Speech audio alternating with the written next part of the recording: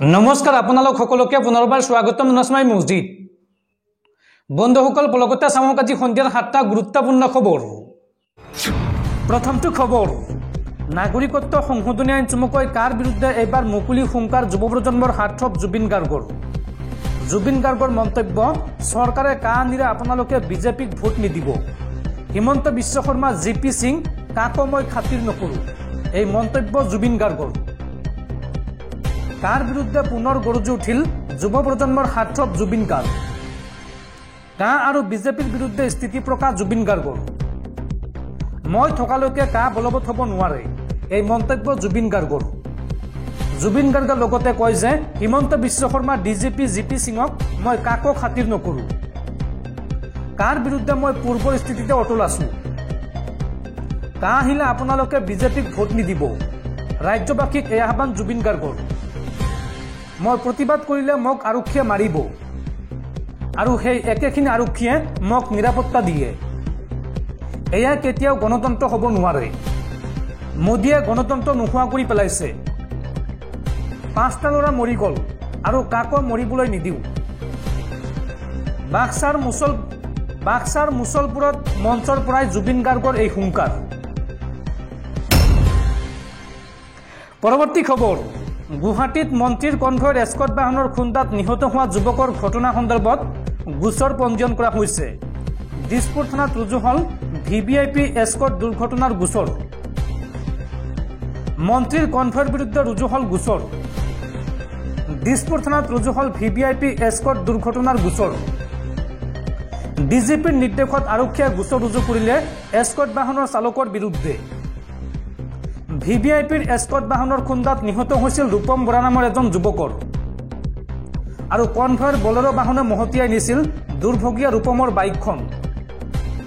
ঘটনা সন্দৰ্ভত 198/24 নম্বৰত গোচৰ ৰুজু দিছপুৰ থানাত আৰু দুৰ্ঘটনা সংঘটিত কৰা আৰক্ষীৰ বলেৰো বাহনখন জব্দ কৰিছে দিছপুৰ আৰক্ষীয়ে। উল্লেখযোগ্য যে এই ঘটনা সন্দৰ্ভত বাতৰি সম্প্ৰচাৰ কৰাৰ পৰা বিৰত আছিল ৰাজ্যৰ একাংশ মূলহতীৰ সংবাদ মাধ্যম। কিন্তু এই ঘটনা সন্দৰ্ভত সবিস্তাৰে বাতৰি প্ৰকাশ পাইছিল আমাৰ এই চেনেলত আৰু তাৰ পিছতে তাৎক্ষণিকভাৱে দিছপুৰ আৰক্ষীয়ে গোচৰ ৰুজু কৰিছে। লগতে দুৰ্ঘটনা সংঘটিত কৰা আৰক্ষীৰ বলেৰো বাহনখন জব্দ কৰিছে দিছপুৰ আৰক্ষীয়ে। আজিৰ দিনটোত এই কথা জনাইছে অসম আৰক্ষী ডিজিপি জিপি সিঙে। পৰৱৰ্তী খবৰ ৰাজ্যবাসীলৈ ভাল খবৰ। অহা 9 মাৰ্চত ৰাজ্যৰ প্ৰায় 6 লাখ লোকে লাভ কৰিব চৰকাৰী ঘৰ। प्रधानमंत्री नरेंद्र मोदी शुभोद्बोधन करिब এই বৃহৎ কাৰ্যসূচীৰ। অহা 9 মাৰ্চত ৰাজ্যৰ লাখ লাখ লোকে লাভ কৰিব চৰকাৰী ঘৰ। ৰাজ্যৰ 5,55,555 গৰাকীয়ে লাভ কৰিব চৰকাৰী ঘৰ। প্ৰধানমন্ত্ৰী নৰেন্দ্ৰ মোদীয়ে একেলগে উদ্বোধন কৰিব এই ঘৰসমূহ। 2 বছৰৰ ভিতৰত 9 লাখ হিতাধিকাৰীলৈ চৰকাৰী ঘৰ আগবঢ়োৱা হৈছে আৰু পৰৱৰ্তী সময়ত পুনৰ লাখ লাখ লোকক প্ৰদান কৰা হ'ব PMAY ঘৰ। চৰকাৰী ঘৰ লাভ কৰিবলৈ কিদৰে আবেদন কৰিব আপুনি চাও আহক। PMAY ঘৰৰ বাবে আপুনি অনলাইন যোগে আবেদন কৰিবলৈ লগইন কৰিব লাগিব pmaymis.gov.in। এই ৱেবছাইটত ভিজিট কৰাৰ পিছত আপোনালোকে সিটিজেন এছেছমেণ্টত ক্লিক কৰিব লাগিব আৰু তাৰ পিছত আবেদন পত্ৰ পূৰণ কৰি সাবমিট কৰিব লাগিব। প্ৰপত্ৰত ব্যক্তিগত বিৱৰণ যেনে নাম, phone number, bank account number আৰু উপাৰ্জনৰ বিৱৰণ দিব লাগিব।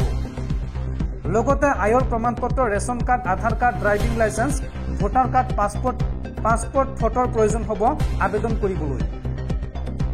আৰু আবেদন কৰিবলৈ আপোনালোকে নিকটৱৰ্তী CSC কেন্দ্ৰৰ পৰাও PMAY প্ৰপত্ৰ সংগ্ৰহ কৰি ঘৰৰ বাবে আবেদন কৰিব পাৰিব।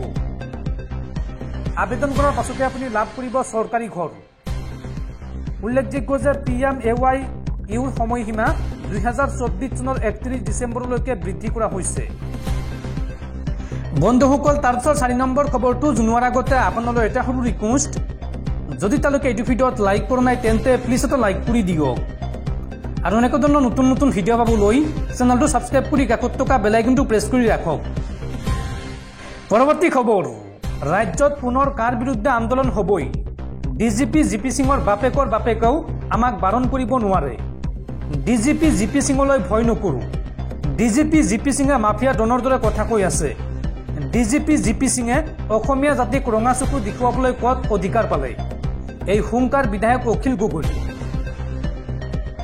ডিজিপি জিপি সিঙক এইবাৰ হুংকাৰ বিধায়ক অখিল গগৈ ৰাজ্যত পুনৰ কাৰ বিৰুদ্ধে আন্দোলন হ'বই কাৰ বিৰোধী প্ৰতিবাদক কোনেও বাধা দিব নোৱাৰে ডিজিপি জিপি সিঙৰ বাপেকেও আমাক বাৰণ কৰিব নোৱাৰে ডিজিপি জিপি সিঙলৈ আমি ভয় নকৰোঁ ডিজিপি জিপি সিঙে অসমীয়া জাতিক ৰঙা চকু দেখুৱাবলৈ ক'ত অধিকাৰ পালে অসমীয়া জাতিক ৰঙা চকু দেখুৱাৰ অধিকাৰ নাই ডিজিপি জিপি সিঙৰ এই মন্তব্য বিধায়ক অখিল গগৈয়ে লগতে কয় ডিজিপি জিপি সিং পুলিচৰ মুৰব্বী গতিকে পুলিচৰ মুৰব্বীৰ দৰে কথা কওঁ ডিজিপি জিপি সিঙে বৰ্তমান গুণ্ডা বাহিনীৰ মুৰব্বী হিচাপে কথা কৈ আছে ডিজিপি জিপি সিঙে মাফিয়া ডনৰ দৰে কথা কৈ আছে ক'ত এই অধিকাৰ পালে ডিজিপি জিপি সিঙে এইবাৰ সমুখ সমৰত নামিছে বিধায়ক অখিল গগৈ আৰু আৰক্ষী সঞ্চালক প্ৰধান জিপি সিং আৰু ইপিনে বিধায়ক অখিল গগৈকো উভতি ধৰিছে আৰক্ষী সঞ্চালক প্ৰধান জিপি সিঙে এই সন্দৰ্ভত মন্তব্য কৰি কয় বিধায়ক অখিল গগৈয়ে মোৰ ভগৱান সদৃশ প্ৰয়াত পিতৃ তথা পূৰ্বপুৰুষসকলক লৈ মন্তব্য নকৰিব মোৰ বৃত্তিগত কৰ্তব্য পালনৰ সৈতে আপুনি একমত নহ'ব পাৰে অথবা আপোনাৰ সৈতে মোৰ মতানৈক্য থাকিব পাৰে এই ক্ষেত্ৰত আপোনাৰ নিজস্ব মত অথবা বিৰুদ্ধে সাব্যস্ত কৰিবৰ বাবে আইনী ব্যৱস্থাৰ লগতে আন বিকল্প গ্ৰহণৰ সুবিধা আছে কিন্তু ইয়াৰ বিপৰীতে এই সন্দৰ্ভত অনাকাংক্ষিতভাৱে মোৰ প্ৰয়াত পিতৃ আৰু পূৰ্বপুৰুষৰ প্ৰসংগ টানি আনি অপমানসূচক মন্তব্য প্ৰকাশ কৰিছে এনে অবাঞ্ছিত বৃত্তিগত বিতৰ্ক আৰু ৰাজহুৱা বক্তব্যৰ পৰা আঁতৰত থাকক বিধায়ক অখিল গগৈ এক ফেচবুক পোষ্ট যোগে বিধায়ক অখিল গগৈক এই আহ্বান জনালে আৰক্ষী সঞ্চালক প্ৰধান জিপি সিঙে পৰৱৰ্তী খবৰ পুনৰ হুৰা বাঢ়িছে সোণৰূপৰ দাম আজিৰ দিনটোত গুৱাহাটী মহানগৰীত কিমান দাম চাওঁ আহক দেখা গৈছে যে আজি সোণৰ দাম বুধবাৰৰ তুলনাত বৃদ্ধি পাইছে আনহাতে সামান্য পৰিমাণে হ্ৰাস পাইছে ৰূপৰ দাম 22 কেৰেট সোণৰ দাম বুধবাৰ আছিল প্ৰতি 10 গ্ৰামত 61,050 টকা আৰু আজিৰ দিনটোত 22 কেৰেট সোণৰ দাম হৈছে প্ৰতি 10 গ্ৰামত 61,300 টকা আৰু 24 কেৰেট সোণৰ দাম বুধবাৰ আছিল প্ৰতি 10 গ্ৰামত 64,100 টকা আৰু আজিৰ দিনটোত 24 কেৰেট সোণৰ দাম প্ৰতি 10 গ্ৰামত হৈছে গৈ 64,370 টকা আৰু সামান্য পৰিমাণে হ্ৰাস পাইছে ৰূপৰ দাম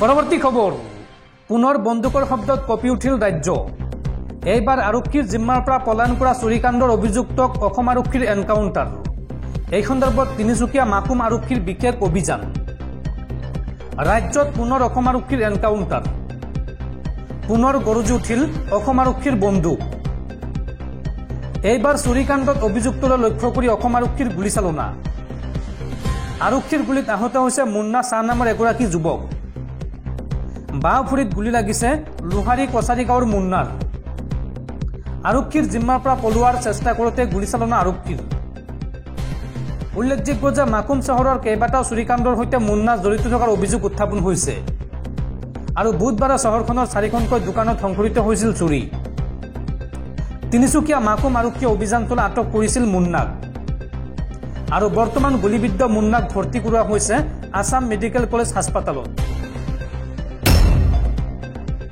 পৰৱৰ্তী খবৰ দুৰ্বল অনুভৱ জ্বৰ বমি হলে লগে লগে যাওক চিকিৎসকৰ কাষলৈ কিয়নো গোৱালপাৰাত অচিন ৰোগত আক্ৰান্ত হৈ মৃত্যু হৈছে 14 জন লোকৰ লগতে এই ৰোগত আক্ৰান্ত হৈছে আৰু বহুতো লোক এই সন্দৰ্ভত গাঁওখনত ইতিমধ্যে আৰম্ভ হৈছে চিকিৎসা সেৱা দুৰ্বল অনুভৱ জ্বৰ আৰু বমি হলে লগে লগে যাওক চিকিৎসকৰ কাষলৈ গোৱালপাৰাত অচিন ৰোগত আক্ৰান্ত হৈ মৃত্যু হৈছে 14 জন লোকৰ গোৱালপাৰাৰ 7খনকৈ গাঁৱত আতংকময় পৰিস্থিতি বৰ্তমান নদিয়াপাৰা বৰজোৰা দুৱাপাৰা বামুনডাঙ্গাত অচিন ৰোগ দেখিবলৈ পোৱা গৈছে অচিন ৰোগ বিয়পিছে মজাইপাৰা হাতদামাল আৰু তিলাপাৰা গাঁৱত এই গাঁওকেইখনৰ প্ৰায় 14 জনকৈ লোকে হেৰুৱাইছে প্ৰাণ আৰু মৃত্যু হৈছে বহু যুৱক যুৱতীৰ 60 জনৰো অধিক লোক আক্ৰান্ত হৈছে এই অচিন ৰোগত